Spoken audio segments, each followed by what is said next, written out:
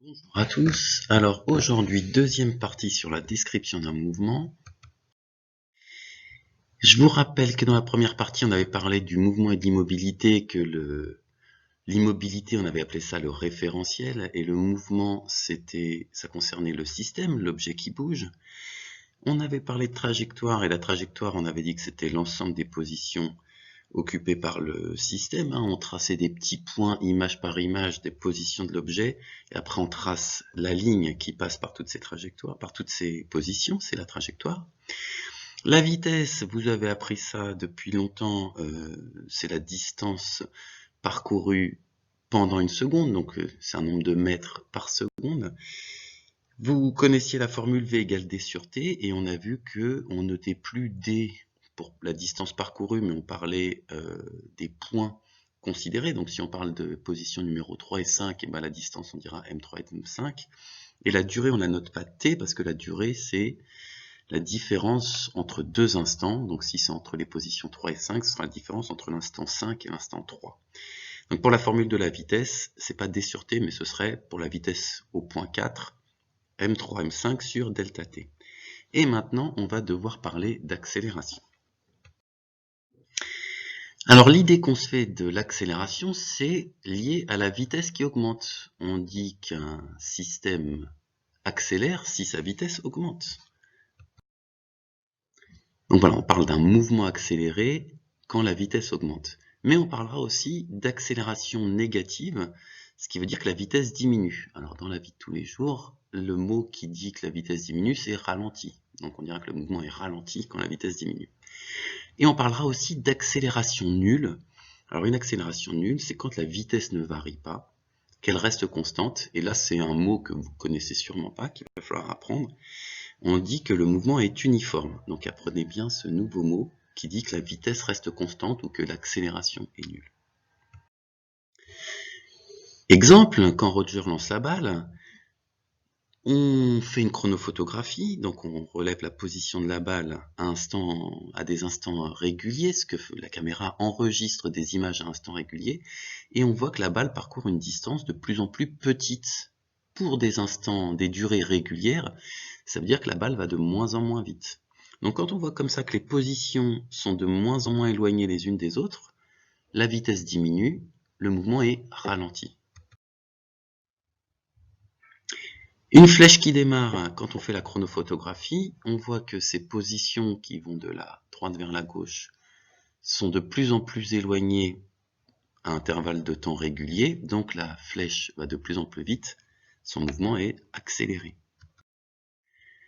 Une voiture qui s'arrête, si on fait la chronophotographie de la tête du passager, on voit que entre chaque image à un instant régulier, la tête parcourt une distance de plus en plus petite, elle va de moins en moins vite, le mouvement est ralenti, jusqu'à même s'arrêter.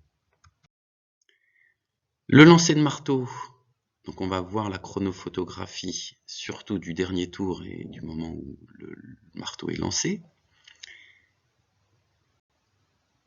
Voilà, donc la chronophotographie, c'est plus visible dans l'encadré à gauche, vu du dessus, où on voit que la distance parcourue par le marteau entre deux images est toujours la même, et même une fois que le lanceur lâche le fil, la distance est toujours régulière entre deux images, donc ça veut dire que le marteau va à vitesse constante, et donc que le mouvement est uniforme. Même si sur le film, on a l'impression que la distance parcourue entre deux marteaux est plus grande devant que derrière, mais ça c'est un effet de perspective. Quand c'est plus près, on a l'impression que c'est plus grand.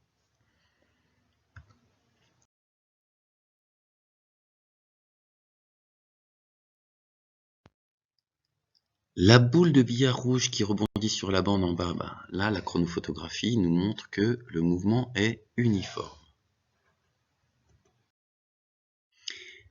Mais on va aller un petit peu plus loin pour l'accélération, donc il y aura des grandes accélérations et des petites accélérations, des objets qui accélèrent beaucoup et d'autres qui accélèrent peu.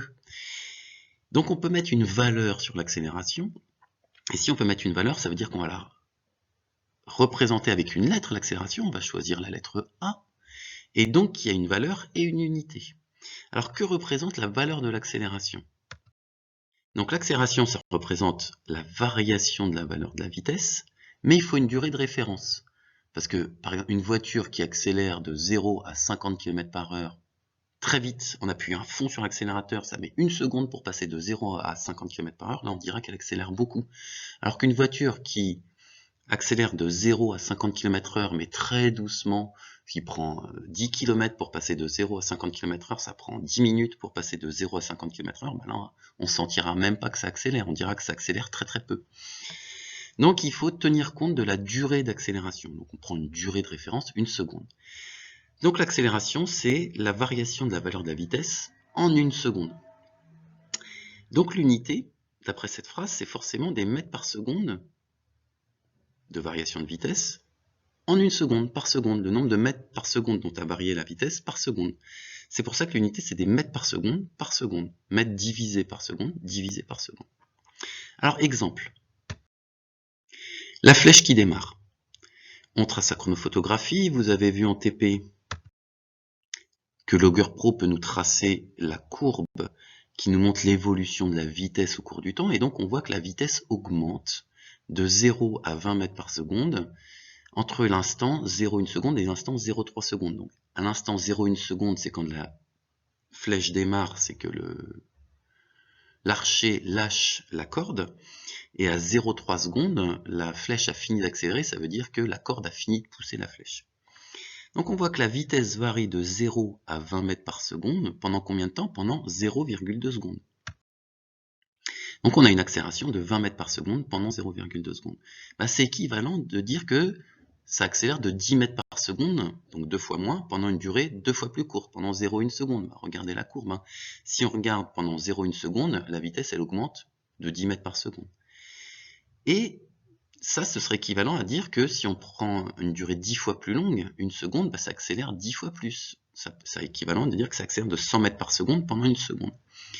Donc ça revient, voilà, l'accélération qui est en mètres par seconde, elle est égale dans les 3 cas à 100 mètres par seconde. Alors on va voir tout à l'heure l'opération qui permet d'arriver à ce résultat-là si vous n'avez pas bien compris. Un autre exemple. La voiture qui ralentit, qui fonce dans le mur, on trace la chronophotographie. Augur Pro nous donne cette courbe-là. La voiture passe de 20 mètres par seconde à 0, elle s'arrête, en 0,2 secondes. Alors là, on parlera d'une accélération négative. Si elle perd de la vitesse, on dira que l'accélération est de moins 20 mètres par seconde. Le moins veut dire que la vitesse diminue. Donc on a une accélération de moins 20 mètres par seconde pendant 0,2 secondes. On voit aussi que pendant 0,1 seconde, la vitesse, elle baisse de 10 mètres par seconde. Donc moins 10 mètres par seconde pendant 0,1 seconde. Et de la même manière, si on regardait avec la même variation de vitesse pendant 1 seconde, il y aurait une perte de vitesse de moins 100 mètres par seconde. Donc dans les 3 cas, on dira qu'il y a moins 100 mètres par seconde. En fait, on fait une opération de division quand on dit par, quand on dit pendant une certaine durée. Donc si vous faites 20 divisé par 0,2, ça fait 100. Si vous faites 10 divisé par 0,1, ça fait 100. Si vous faites 100 divisé par 1, ça fait 100. Dans les 3 cas, ça fait 100 mètres par seconde, avec un signe moins pour dire que ça ralentit.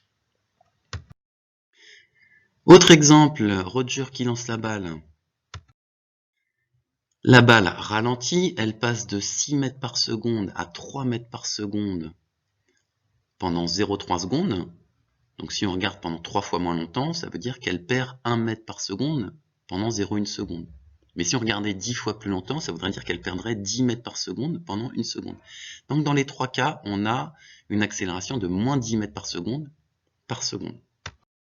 Et on peut vérifier en faisant l'opération de division. 3 divisé par 0,3, ça fait bien 10. 1 divisé par 0,1, ça fait bien 10. Ou 10 divisé par 1, ça fait bien 10 à chaque fois. Voilà, vous savez tout sur l'accélération. Alors je vous dis à bientôt pour de prochaines aventures.